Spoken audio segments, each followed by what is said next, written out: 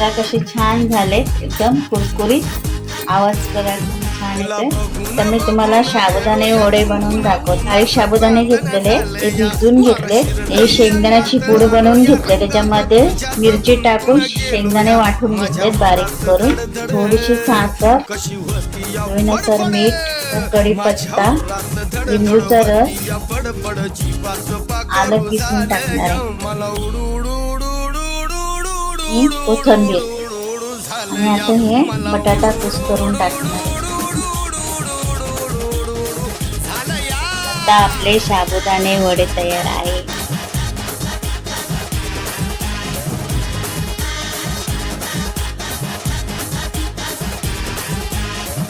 मस्त कुरकुरीत बघा, कलर पण छान आलाय. कशी वाटली तुम्हाला आजची रेसिपी साबुदाणे वडे आणि त्याच्यासोबत चटणी, शेंगदाणा डाळ चटणी, कोथिंबीर. आणि बघा कसे छान झालेत, एकदम कुरकुरीत. आवाज बघा किती छान येते. तुम्ही पण अशाच प्रकारे बनवा आणि आवडल्यास लाईक करा, शेअर करा आणि कमेंट करा. भेटूया पुढच्या भागात.